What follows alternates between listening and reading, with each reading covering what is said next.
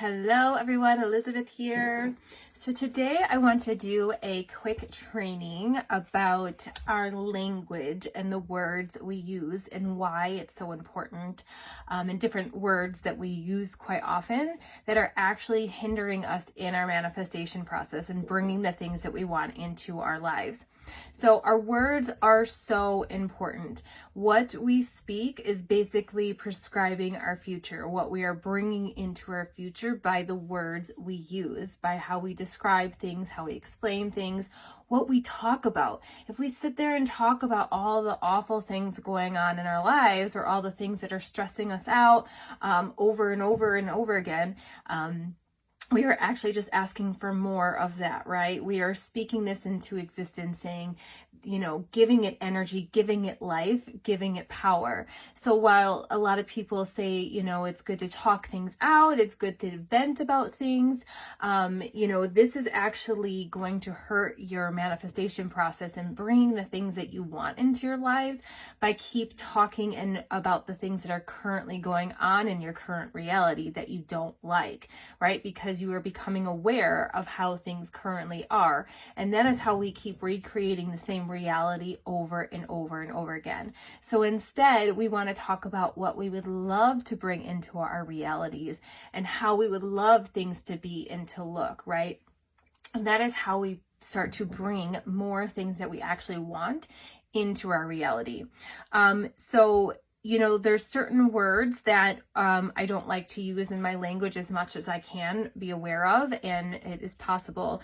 And the first word that we use very often is will.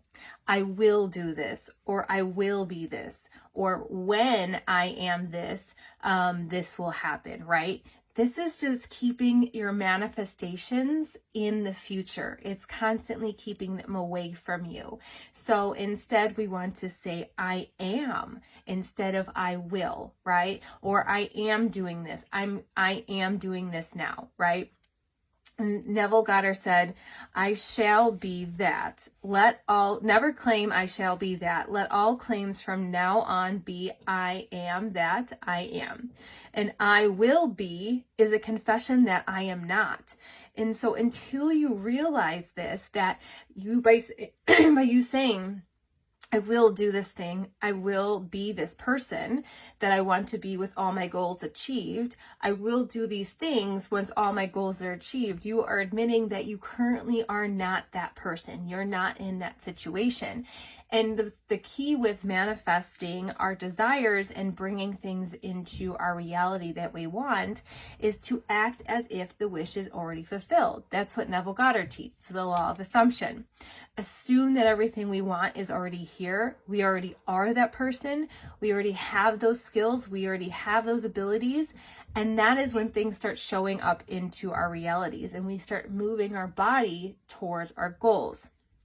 The next word that I did a short video, I posted a short video about this in the group, I think last week or the week before, is the word need. We do not want to use the word need. Need kind of gives off the energy of lack and desperation. And again, you're paying attention to something that you don't have in your current reality. You're paying attention to its non-existence in your life. And again, we want to go in our imaginations and picturing the thing that we want, the thing that we desire, as we already have it. So instead we want to use the word desire. I desire things to be like this. I desire to have this in my life. You don't need anything, right? We don't need, and yes, people will say you need air, water, and food and all those things to survive, right? But even still, just by knowing that you will have those things, that you will be provided for, you will have this air, gives that sense of security and safeness. And it is the opposite of lack and limitation and scarcity, right? So really just using the word desire instead of need. And then also that's letting go of the, you're detaching from the outcome of that thing, right? If it doesn't turn out and you don't get this thing, it will still be okay. Life will still be okay because you are provided for, right? You don't need this thing to be happy. You don't need this thing to survive. You desire these things to be happy, right? Okay, so another word that I hear often is the word hard. Things are hard. This is difficult. It's very difficult to do that. It's very hard to do this. Do you want things to be hard? Of course not. So don't tell yourself that things are hard. Affirm that things are effortless. They're easy. It is with ease and flow, because what you're doing is you're basically telling yourself that whatever it is that you desire is going to be hard to get. And we don't want things to be hard. We want life to be easy and in flow. And you know, we will have challenges that come up as we're trying to, you know, get our desires or get to our goal, things that challenge us. But guess what? If we're not challenged, we're not growing. So it's a good thing to be challenged, right? It's a good thing to step out of our comfort zone. So when something comes up into your life where it may appear to be a little bit more challenging to attain, say, challenge accepted. I know I can conquer this. Accept the challenge with excitement and look at it as a new way to grow, a new way to expand, rather than it being something pushing against you, right? Instead of it's helping you in a way, okay? And then other words that we don't want to use are someday. Someday is keeping it in the future. We want it to be, I have it now, right? Maybe, you know, if you use the word maybe a lot, that's like, I'm not really sure it's going to happen. The same thing with hopefully. Hopefully this will happen. Hopefully we'll get it. Hopefully, yes, you want to be hopeful, of course, but just have that confidence and that faith that what you want is already yours and that maybe will show up. You can let go of the outcome by saying, you know, detach from the outcome and just in that hopefulness attitude, and maybe if it doesn't show up, it's not the end of the world.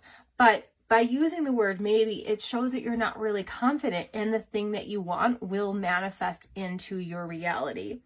You know, using the words can't, or this won't happen for me, or this won't show up for me, those kind of things.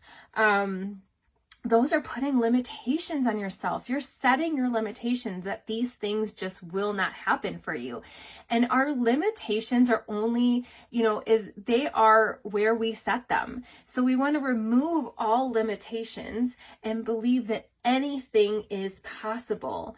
And that goes along with using the word impossible. Nothing is impossible, right? Anything is possible as long as we believe it is and we desire it.